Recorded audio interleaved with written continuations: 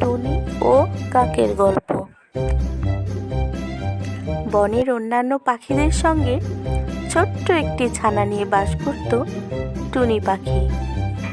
টুনির ঘরের পাশেই ছিল একটি কাক ও কবুতরের ঘর, কিন্তু অন্যান্য পাখির বাসাদের তুলনায় টুনি পাখির বাসাটি ছিল একটু ভাঙা, যার কারণে রোজ কিছু না কিছু খাবার চুরি হয়ে যেত। একদিন টুনি পাখির ছানা টুনিকে বলল, মা মা, তুমি আমাদের ভাঙা জানালাটা ঠিক করে ফেলো। রোজ রোজ দুবার করে রান্না করতে হয় তোমাকে, সব খাবার চুরি হয়ে যায়।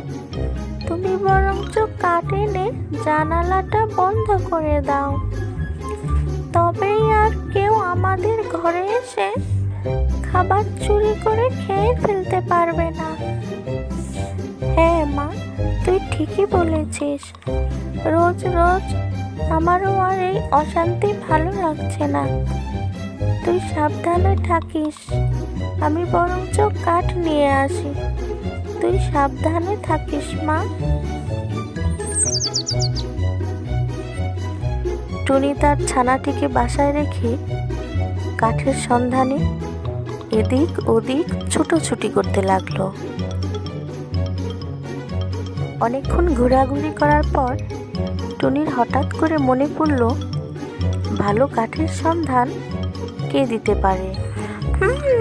আমি বরঞ্চ ঈগল ভাইয়ার কাছে যাই, ঈগল ভাইয়ার কাছে ভালো কাঠ পাওয়া যেতে পারে। ঈগল ভাইয়া, ঈগল ভাইয়া, রোজ রোজ আমার ঘর থেকে খাবার চুরি হয়। তুমি আমাকে ভালো কাঠ দিতে পারো, যেটা দিয়ে আমি আমার জানালাটা ঠিক করতে পারি? এই কাঠগুলো অনেক ভালো, তুমি নিয়ে দেখতে পারো। তোমাকে অনেক ধন্যবাদ ঈগল ভাইয়া।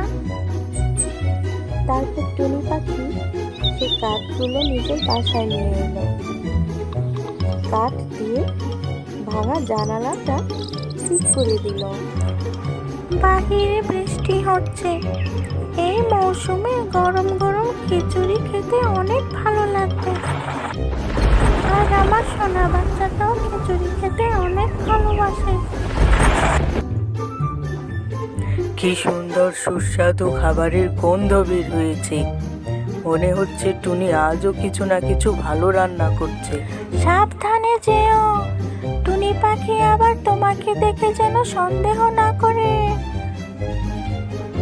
তাড়াতাড়ি ফিরে এসো কিন্তু।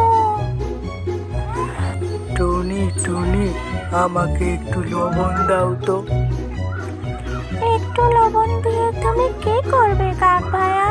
গিন্নি আমার জন্য ডিমের অমলেট বানাবে, আমাকে একটু লবণ দাও।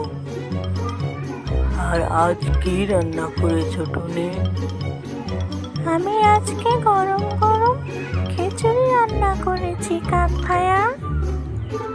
দেখো না, আমাদের জানালা দিয়ে প্রতিদিন কে যেন খাবার চুরি করে, তাই আজ কাঠ এনে জানালাটা ঠিক করে নিলাম। তাই রান্না বান্না করতে একটু দেরি হয়ে গেল। ও আচ্ছা আচ্ছা, আমি তবে চললাম। তারপর কাকটি নিজের ঘরে উড়ে চলে এলো আর ভাবতে লাগলো, আজ থেকে টুনির ঘরে চুরি করে খাওয়ার দিন ওদের শেষ। তোমাকে এত চিন্তিত দেখাচ্ছে কেন? কি হয়েছে? বোকা টুনি আর বোকা নেই। ঘরের জানালাটা সারিয়ে ফেলেছে টুনি। ওদের ঘরে আর চুরি করা যাবে না। এখন থেকে আমাদেরও কাজ করে খেতে হবে, নয়তো বিপদ আছে গিন্নি। দেখেছ মা, এখন আর আমাদের ঘরে চুরি হয় না। হ্যাঁ, তোর কথা মতো জানালাটা ঠিক করাতে এখন আর কেউ আমাদের ঘরে খাবার চুরি করে আসতে পারে না। এরপর থেকে টুনি পাখি ও তার ছানা খুব ভালোভাবে জীবন জীবন কাটাতে লাগলো। আর কোনোদিন কাক ওদের ঘরে খাবার চুরি করতে আসতে পারলো না।